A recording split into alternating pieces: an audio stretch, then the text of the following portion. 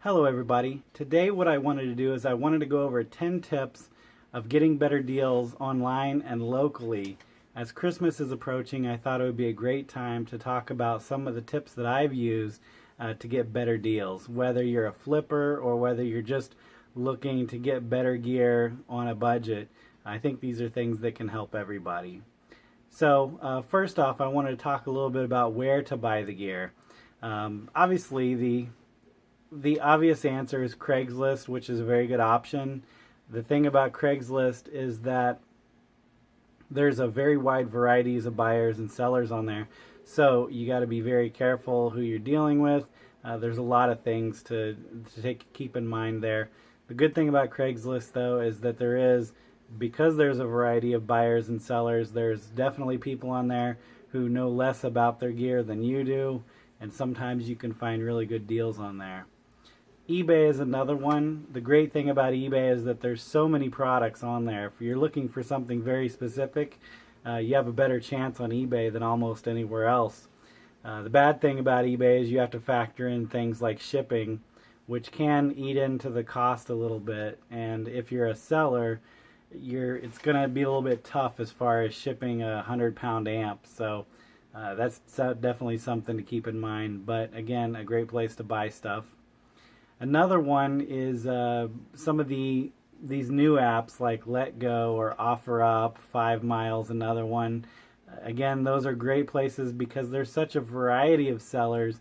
You can definitely find people who know less about the gear and can sometimes give you a better deal than someone who knows what everything's worth.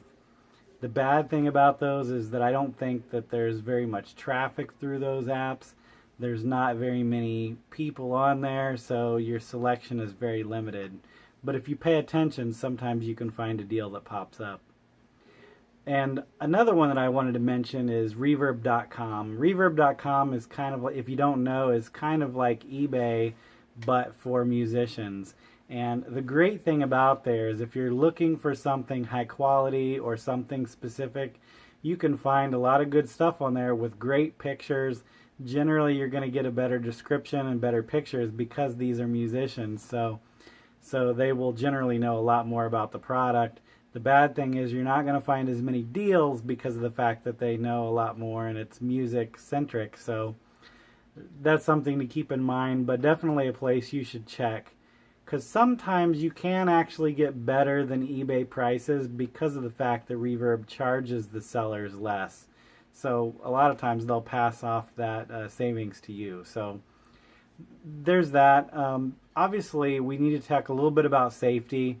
I don't want to beat this to death because there's so many different articles and things that deal with safety, especially on Craigslist.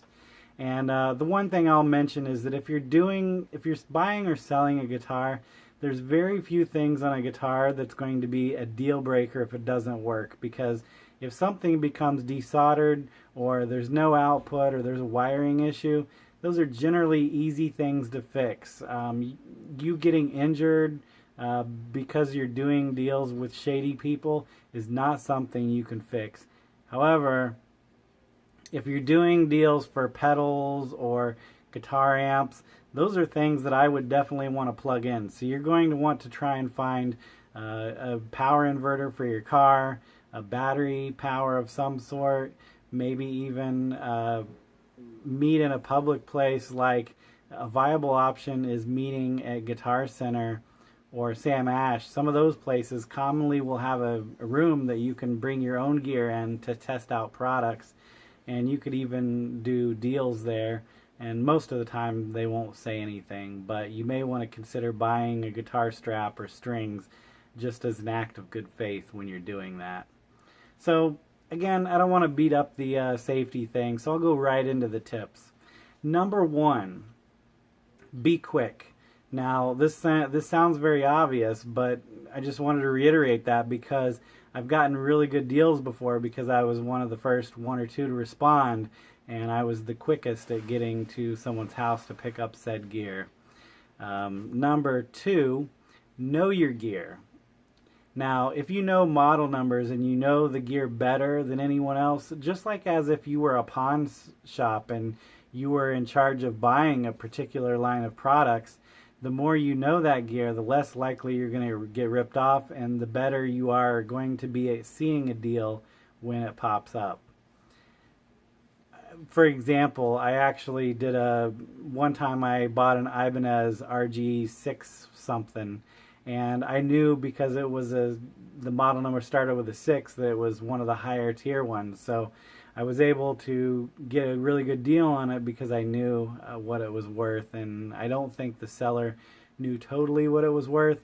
But actually, this is a good time to mention also that I don't really want to go into ethics here because I know that there's differing opinions on this. Some people believe that you should always pay what something's worth, and some other people believe that you should always, that if two people come to a mutual agreement on price, then ethics shouldn't have anything to do with it.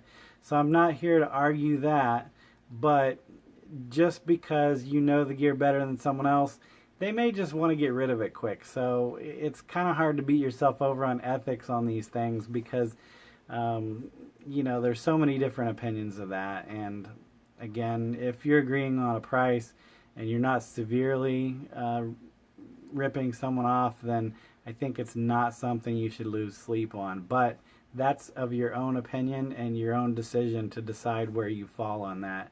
Because some people really hate flippers, and if someone's buying something purely to make a profit, there's differing opinions on that I don't want to get into. But knowing your gear better than the seller is definitely something you want to do. Number 3, look at the pictures carefully. A lot of times you can get a lot of ideas about the condition of the gear by looking at the pictures, even though a lot of times everything's not disclosed on there. Again, another obvious one, but you want to look at pictures as closely as possible. Number 4, offer $10 to $20 lower than what they're asking for.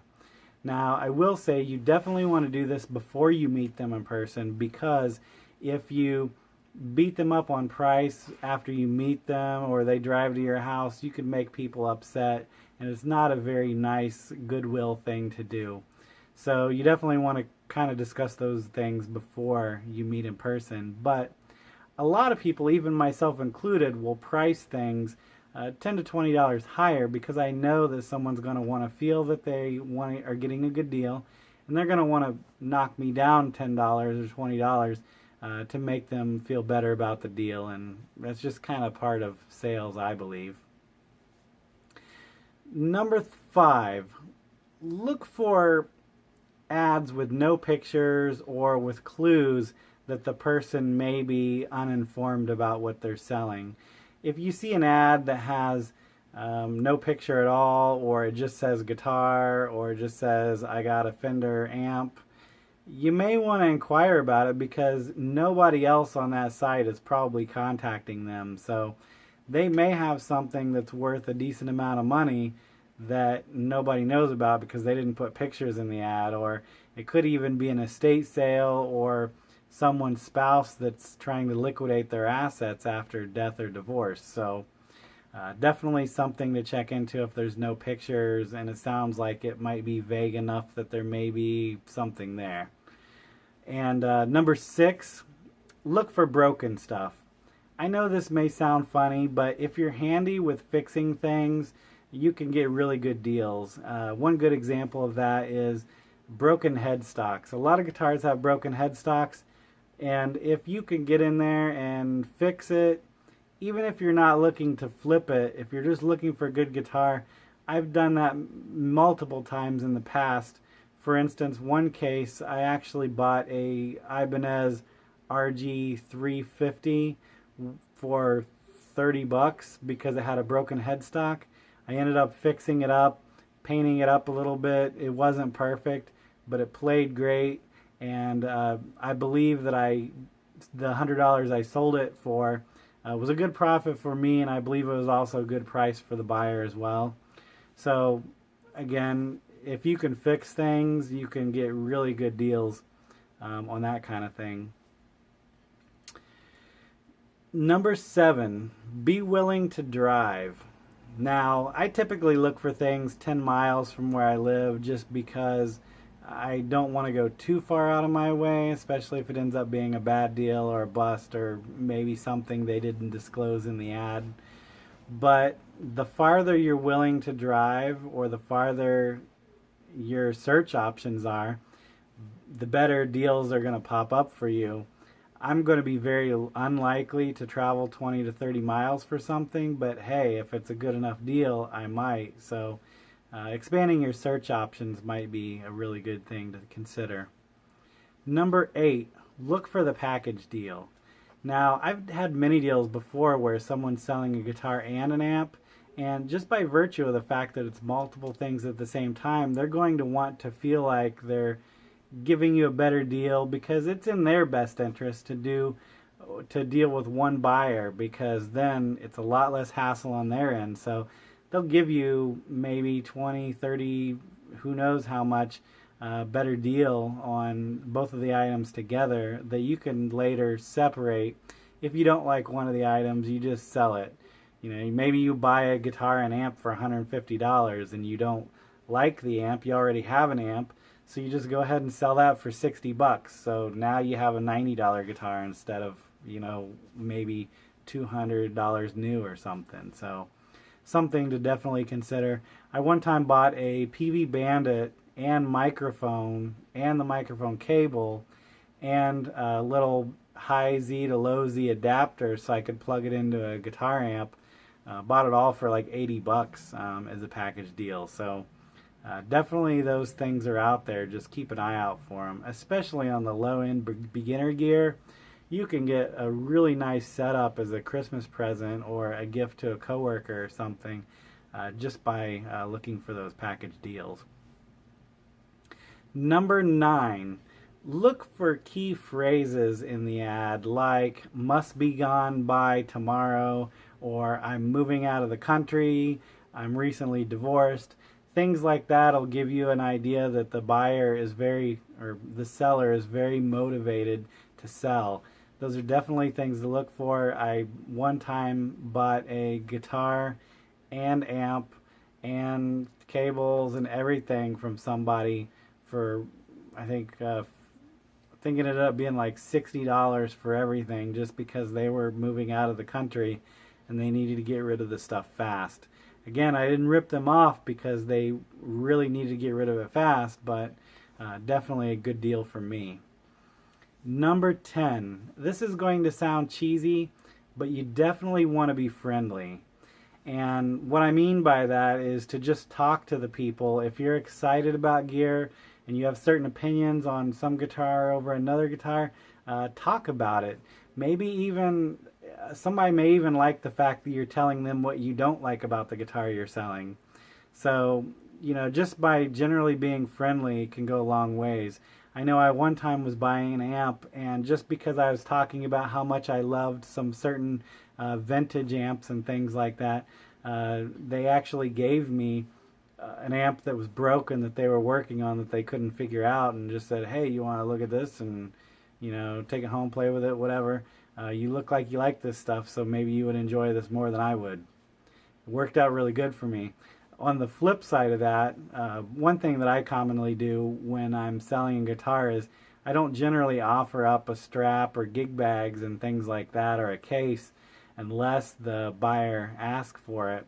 And one time I was doing a deal, and I knew it was for this guy's 12-year-old son, so it really looked like a great heartwarming situation. So I went ahead and said, "Hey, I got the gig bag in my car, and I'll give you the strap and everything." And it was a really good deal for all of us. And I think it goes a long way to be friendly and really to promote goodwill amongst yourself and other people. And who knows, you may have a repeat buyer or a repeat seller that you're dealing with. And I've definitely had repeat buyers just by luck. So always helps to be friendly.